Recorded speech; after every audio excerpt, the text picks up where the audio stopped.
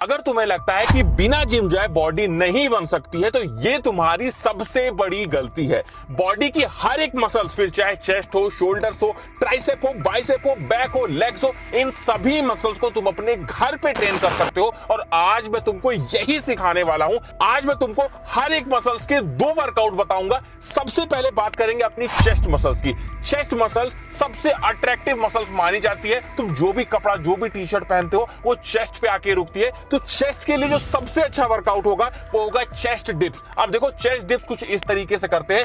2 कुर्सियों के बीच में, 2 बेंच के बीच में, कोई भी स्टेबल चीज के बीच में अपने हाथों को इस तरीके से रख के और इस तरीके से डिप्स को लगाया जाता है। ये तुम्हारी लोअर चेस्ट को ट्रेन करने के लिए one of the best exercise है। इसके बाद नेक्स्ट हम करेंगे वाइड ग्रिप पुशअप। इस तरीके से परफॉर्म करते हैं, सभी को पता है कैसे परफॉर्म किया जाता है। इसमें आप लोग ध्यान रखना, हाथों को थोड़ा दूर रखना, तो तुम्हारा जो ओवरऑल चेस्ट मसल्स है वो काफी तेजी से ग्रो होगा। नेक्स्ट अपने बॉडी पार्ट की बात करेंगे जो कि होगा शोल्डर मसल्स। एक बात को हमेशा ध्यान रखना, चौड़े कंधे हमेशा तुम्हें अट्रैक्टिव बनाते हैं और तुम्हारे बॉडी को मस्कुलर दिखाते हैं। सबसे अच्छा जो वर्कआउट होगा वो होगा पाइक पुशअप। इस तरीके से परफॉर्म किया जाता है। पाइक पुशअप तुम्हारे ओवरऑल शोल्डर को ट्रेन करेगा और तुम्हारे शोल्डर को एक 3D लुक देगा। नेक्स्ट इसी में वर्कआउट करेंगे शोल्डर का, जो कि है लैटरल रेजेस। लैटरल रेजेस इस तरीके से किया जाता है, घर में कोई भी वेट हो आपके पास तो उसका इस्तेमाल कर सकते हो, पानी की बोतल का इस्तेमाल कर सकते हो, ईंट का इस्तेमाल कर सकते हो। ध्यान ये रखा करो कि बस तुमको अपनी मसल्स पे प्रेशर डालना है, चाहे वो किसी भी तरह से तुम प्रेशर डालो, चाहे डंबल का इस्तेमाल कर लो या फिर बोतल का इस्तेमाल कर लो।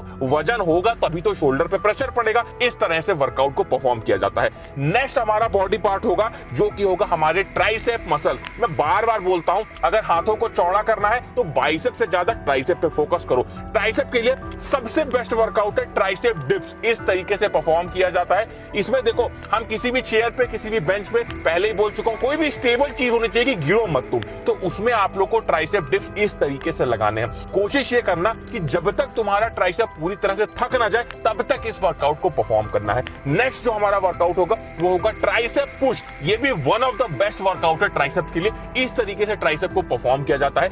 ये जो वर्कआउट है ये तुम्हारे ट्राइसेप के लॉन्ग हेड और शॉर्ट हेड दोनों को ही ट्रेन करता है। तो ये बहुत अच्छी बात हो गई कि तुम एक वर्कआउट से अपने दोनों हेड के ट्राइसेप को ट्रेन कर पा रहे हो। इस तरीके से परफॉर्म करेंगे, जितनी देर कर पाना ये तुम्हारे ऊपर डिपेंड करता है। इसके बाद में नेक्स्ट वर्कआउट है हमारे बाइसेप के लिए, जो हमारा सबसे फेवरेट बॉडी पार्ट है। सभी को बाइसेप ट्रेन करना अच्छा लगता है, लेकिन घर पे रह के बाइसेप की कौन सी एक्सरसाइज करोगे जिससे बाइसेप तगड़ा बनेगा? सबसे आसान, सबसे अच्छी एक्सरसाइज है बाइसेप पुल। इस तरीके से परफॉर्म किया जाता है। इसमें तुम्हारे बाइसेप पे बहुत ज्यादा प्रेशर पड़ता है।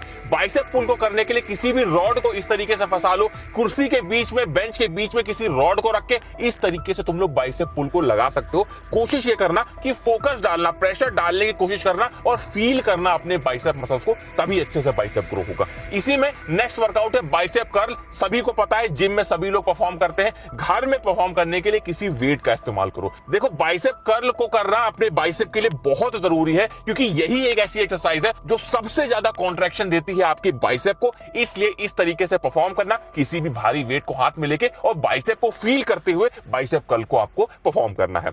नेक्स्ट बॉडी पार्ट की बात करते हैं जो आपको देखने में चौड़ा दिखाता है। अगर आप चौड़े नहीं दिखोगे तो बॉडी बनाने का कोई फायदा नहीं है। इसके लिए बैक को ट्रेन करना जरूरी है। जितनी चौड़ी बैक होगी उतना शरीर देखने में चौड़ा लगेगा।